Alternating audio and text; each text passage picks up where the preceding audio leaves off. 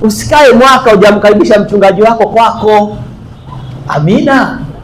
Usiseme oh, mimi nina chumba kimoja, sina kastu, atakaa hapo hapo. Huyu ni baba yako.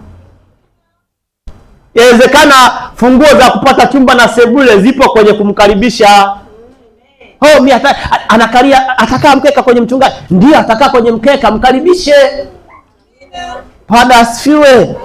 Na ukimkaribisha usiseme eti mchungaji wangu anafunga sana. Hata maji ya 500 mletee.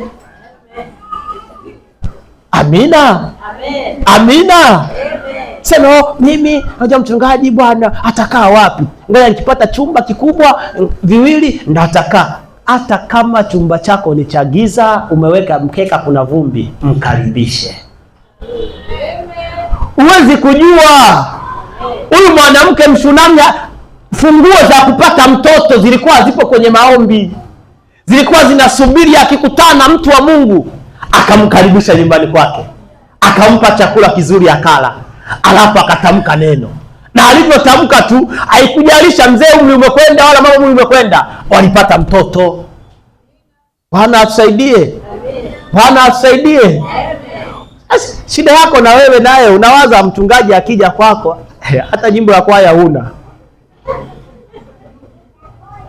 Amina.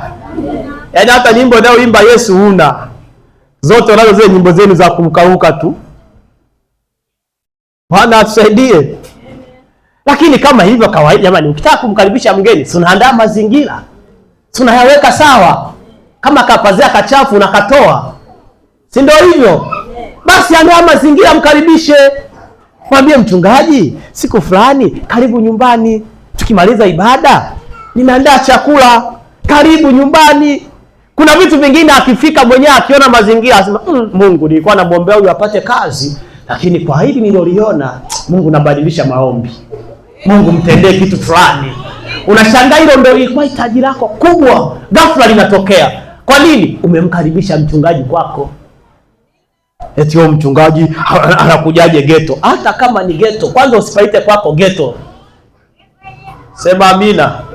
Kijana, haleluya. Nasikia ndani kwako sio ghetto. Kuna mzee mmoja babangu mdogo alikuwa akipangisha mpangaji. Akisikia anasema nipo ghetto, anampa notice siku hiyo. Kama mimi siwezi kujenga nyumba ukaiita ghetto. Mimi nijenge nyumba iite ghetto. Toka hapa, anakufukuza na kodi anakurudishia. Alikuwa anajeuri sijapata, ila alinifunza kitu. Unajua ukianza kudharau vitu vinakuwa hivyo hivyo.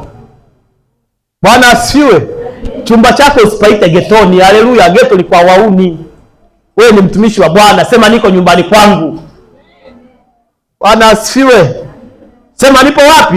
Nipo kwangu. Hao mchungaji atakujaje ghetto kwangu? Kwa nini asije? Mkaribishe. Mi bachelor sipiki. Kwani amekwambia mpaka upike? Kamnulie Pepsi, mwekee hapo. Friji una, maduka nje hapo.